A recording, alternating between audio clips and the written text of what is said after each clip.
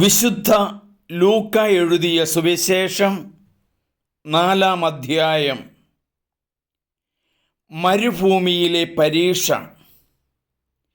യേശു പരിശുദ്ധാത്മാവിൽ നിറഞ്ഞവനായി യോർദാനിൽ നിന്നു മടങ്ങി. ആത്മാവ് അവനെ മരുഭൂമിയിലേക്ക് നയിച്ചു.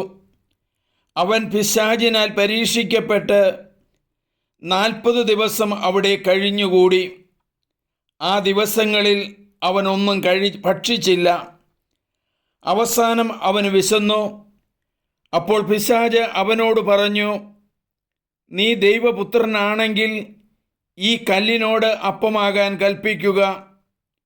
യേശു അവനോട് പറഞ്ഞു, അപ്പം കൊണ്ട് മാത്രമല്ല മനുഷ്യൻ ജീവിക്കുന്നത് എന്ന് എഴുതപ്പെട്ടിരിക്കുന്നു. പിന്നെ പിശാച് അവനെ ഒരു ഉയർന്ന സ്ഥലത്തേക്ക് കൊണ്ടുപോയി ഭൂമിയിലെ സകല രാജ്യങ്ങളും ക്ഷണനേരം കൊണ്ട് അവന് കാണിച്ചു കൊടുത്തു. പിശാച് അവനോട് പറഞ്ഞു, ഇവയുടെ മേൽ എല്ലാ അധികാരവും മഹത്വവും നിനക്ക് ഞാൻ തരാം. ഇതെല്ലാം എനിക്ക് നൽകപ്പെട്ടിരിക്കുന്നു. എനിക്ക് ഇഷ്ടമുള്ളവർക്ക് ഞാൻ അത് കൊടുക്കുന്നു. നീ എന്നെ ആരാധിച്ചാൽ ഇവയെല്ലാം നിൻ്റേതാകും. യേശു മറുപടി പറഞ്ഞു, നിന്റെ ദൈവമായ കർത്താവിനെ നീ ആരാധിക്കണം, അവന് മാത്രമേ പൂജിക്കാവൂ എന്ന് എഴുതപ്പെട്ടിരിക്കുന്നു. അനന്തരം പിശാച് അവനെ ജെറൂസലേമിലേക്ക് കൊണ്ടുപോയി ദേവാലയ ഗോപുരത്തിൻ്റെ ശൃംഗത്തിൽ നിർത്തിക്കൊണ്ട് പറഞ്ഞു, നീ ദൈവപുത്രനാണെങ്കിൽ ഇവിടെ നിന്ന് താഴേക്ക് ചാടുക. നിന്നെ സംരക്ഷിക്കുവാൻ അവൻ ദൂതന്മാരോട് കൽപ്പിക്കുമെന്നും നിന്റെ കാൽ കല്ലിൽ തട്ടാതെ അവർ നിന്നെ കൈകളിൽ താങ്ങിക്കൊള്ളുമെന്നും എഴുതപ്പെട്ടിട്ടുണ്ടല്ലോ. യേശു പറഞ്ഞു, നിന്റെ ദൈവമായ കർത്താവിനെ പരീക്ഷിക്കരുത് എന്ന് പറയപ്പെട്ടിരിക്കുന്നു. അപ്പോൾ പിശാച് പ്രലോഭനങ്ങളെല്ലാം അവസാനിപ്പിച്ച് നിശ്ചിത കാലത്തേക്ക് അവനെ വിട്ടുപോയി. യേശു ദൗത്യം ആരംഭിക്കുന്നു.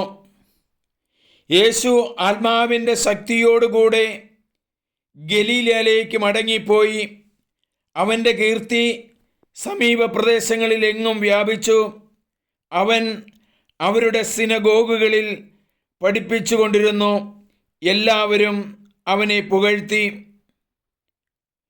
പ്രവാചകൻ സ്വദേശത്ത് അവഗണിക്കപ്പെടുന്നു. യേശു താൻ വളർന്ന സ്ഥലമായ നസ്രത്തിൽ വന്നു. പതിവ് പോലെ ഒരു സാബത്ത് ദിവസം അവൻ അവരുടെ സിനഗോഗിൽ പ്രവേശിച്ച് വായിക്കാൻ എഴുന്നേറ്റു നിന്നു. യെശയ്യാ പ്രവാചകന്റെ പുസ്തകം അവന് നൽകപ്പെട്ടു. പുസ്തകം തുറന്നപ്പോൾ ഇപ്രകാരം എഴുതിയിരിക്കുന്നത് അവൻ കണ്ടു. കർത്താവിൻ്റെ ആത്മാവ് എൻ്റെ മേലുണ്ട്. ദരിദ്രരെ സുവിശേഷം അറിയിക്കാൻ അവിടുന്ന് എന്നെ അഭിഷേകം ചെയ്തിരിക്കുന്നു. ബന്ധിതർക്ക് മോചനവും അന്ധർക്ക് കാഴ്ചയും അടിച്ചമർത്തപ്പെട്ടവർക്ക് സ്വാതന്ത്ര്യവും കർത്താവിന് സ്വീകാര്യമായ വത്സരവും പ്രഖ്യാപിക്കാൻ അവിടുന്ന് എന്നെ അയച്ചിരിക്കുന്നു. പുസ്തകം അടച്ച് ശുശ്രൂഷകനെ ഏൽപ്പിച്ചതിനു ശേഷം അവൻ ഇരുന്നു. സിനഗോഗിൽ ഉണ്ടായിരുന്ന എല്ലാവരും അവനെ ഉറ്റുനോക്കിക്കൊണ്ടിരുന്നു. അവൻ അവരോട് പറയാൻ തുടങ്ങി, നിങ്ങൾ കേട്ടുകൊണ്ടിരിക്കെ തന്നെ ഈ തിരുവെഴുത്ത് നിറവേറിയിരിക്കുന്നു. എല്ലാവരും അവനെപ്പറ്റി പ്രശംസിച്ച് പറയുകയും അവൻ്റെ നാവിൽ നിന്ന് പുറപ്പെട്ട കൃപാവചസ്സു കേട്ട് അത്ഭുതപ്പെടുകയും ചെയ്തു. ഇവൻ ജോസഫിൻ്റെ മകനല്ലേ എന്ന് അവർ ചോദിച്ചു. അവൻ അവരോട് പറഞ്ഞു, വൈദ്യ, നിന്നെ തന്നെ സുഖപ്പെടുത്തുക എന്ന ചൊല്ല് ഉദ്ധരിച്ചുകൊണ്ട്, തീർച്ചയായും നിങ്ങൾ എന്നോട് കഫർനാമിൽ നീ ചെയ്ത അത്ഭുതങ്ങൾ ഇവിടെ നിന്റെ സ്വന്തം സ്ഥലത്തും ചെയ്യുക എന്ന് പറയും. എന്നാൽ സത്യമായി ഞാൻ നിങ്ങളോട് പറയുന്നു, ഒരു പ്രവാചകനും സ്വന്തം നാട്ടിൽ സ്വീകരിക്കപ്പെടുന്നില്ല. സത്യമായി ഞാൻ നിങ്ങളോട് പറയുന്നു, ഏലിയ പ്രവാചകന്റെ കാലത്ത് ഇസ്രായേലിൽ അനേകം വിധവകൾ ഉണ്ടായിരുന്നു. അന്ന് 3 വർഷവും 6 മാസവും ആകാശം അടയ്ക്കപ്പെടുകയും ഭൂമിയിലെങ്ങും രൂക്ഷമായ ക്ഷാമം ഉണ്ടാവുകയും ചെയ്തു. എന്നാൽ സീദോനിൽ സറാപ്തിലെ ഒരു വിധവയുടെ അടുക്കലേക്കല്ലാതെ മറ്റാരുടെയും അടുക്കലേക്ക് ഏലിയ അയക്കപ്പെട്ടില്ല. ഏലിയ പ്രവാചകന്റെ കാലത്ത് ഇസ്രായേലിൽ അനേകം കുഷ്ഠരോഗികൾ ഉണ്ടായിരുന്നു. എന്നാൽ അവരിൽ സിറിയക്കാരനായ നാമാൻ അല്ലാതെ മറ്റാരും സുഖപ്പെട്ടില്ല.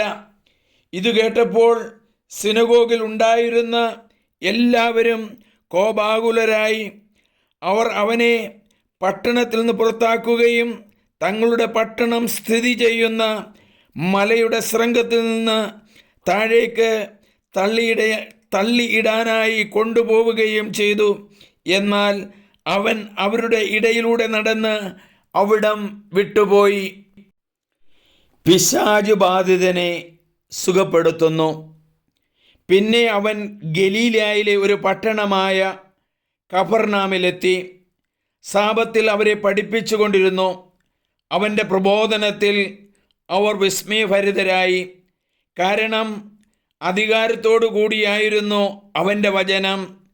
അവിടെ സിനഗോഗിൽ അശുദ്ധാത്മാവ് ബാധിച്ച ഒരുവൻ ഉണ്ടായിരുന്നു. അവൻ ഉറക്കെ നിലവിളിച്ചു പറഞ്ഞു, നസ്രായനായ യേശുവേ, നീ എന്തിന് ഞങ്ങളുടെ കാര്യത്തിൽ ഇടപെടുന്നു? ഞങ്ങളെ നശിപ്പിക്കാനാണോ നീ വന്നിരിക്കുന്നത്? നീ ആരാണെന്ന് എനിക്കറിയാം, ദൈവത്തിൻ്റെ പരിശുദ്ധൻ. യേശു അവനെ ശാസിച്ചു പറഞ്ഞു, മിണ്ടരുത്, അവനെ വിട്ടുപോകൂ. ആ പിശാച് ഉപദ്രവം ഒന്നും വരുത്താതെ എല്ലാവരുടെയും നടുവിലേക്ക് അവനെ തള്ളിയിട്ടതിനു ശേഷം അവനെ വിട്ടുപോയി. എല്ലാവരും അത്ഭുതപ്പെട്ട് പരസ്പരം പറഞ്ഞു, എന്തൊരു വചനമാണിത്! അവൻ അധികാരത്തോടും ശക്തിയോടും കൂടെ അശുദ്ധാത്മാക്കളോട് കൽപ്പിക്കുകയും അവ വിട്ടുപോവുകയും ചെയ്യുന്നല്ലോ. അവൻ്റെ കീർത്തി സമീപ പ്രദേശങ്ങളിലെങ്ങും വ്യാപിച്ചു. യേശു പത്രോസിൻ്റെ ഭവനത്തിൽ. അവൻ സിനഗോഗിൽ നിന്ന് എഴുന്നേറ്റ് ശിമിയോൻ്റെ വീട്ടിലേക്ക് പോയി. ശിമിയോൻ്റെ അമ്മായിയമ്മ കലശലായ പനി ബാധിച്ച് കിടപ്പായിരുന്നു. ആളുകൾ അവൾക്കു വേണ്ടി അവനോട് സഹായം അപേക്ഷിച്ചു. അവൻ അവളുടെ അടുത്തെത്തി പനിയെ ശാസിച്ചു. അത് അവളെ വിട്ടുമാറി. ഉടനെ അവൾ എഴുന്നേറ്റ് അവരെ ശുശ്രൂഷിച്ചു. വൈകുന്നേരമായപ്പോൾ വിവിധ രോഗങ്ങളാൽ കഷ്ടപ്പെട്ടിരുന്നവരെയെല്ലാം അവർ അവൻ്റെ അടുത്ത് കൊണ്ടുവന്നു. ഓരോരുത്തരുടെയും മേൽ കൈകൾ വച്ച് അവൻ അവരെ സുഖപ്പെടുത്തി. നീ ദൈവപുത്രനാണ് എന്ന് ഉറക്കെ വിളിച്ചു പറഞ്ഞുകൊണ്ട് അനേകരിൽ നിന്ന് പിശാചുക്കൾ വിട്ടുപോയി. അവൻ അവയെ ശാസിച്ചു. താൻ ക്രിസ്തുവാണെന്ന് അവയ്ക്കറിയാമായിരുന്നതുകൊണ്ട് അവൻ അവയെ സംസാരിക്കാൻ അനുവദിച്ചില്ല. യേശു സിനഗോഗിൽ പ്രസംഗിക്കുന്നു. പ്രഭാതമായപ്പോൾ അവൻ ഒരു വിജന പ്രദേശത്തേക്ക് പോയി. ജനക്കൂട്ടം അവനെ അന്വേഷിച്ചു ചെന്നു. തങ്ങളെ വിട്ടുപോകരുതെന്ന് അവർ അവനെ നിർബന്ധിച്ചു. എന്നാൽ അവൻ പറഞ്ഞു, മറ്റു പട്ടണങ്ങളിലും ഞാൻ ദൈവരാജ്യത്തിൻ്റെ സുവിശേഷം പ്രസംഗിക്കേണ്ടിയിരിക്കുന്നു. അതിനുവേണ്ടിയാണ് ഞാൻ അയക്കപ്പെട്ടിരിക്കുന്നത്. അവൻ യൂദായിലെ സിനഗോഗുകളിൽ പ്രസംഗിച്ചു കൊണ്ടിരുന്നു.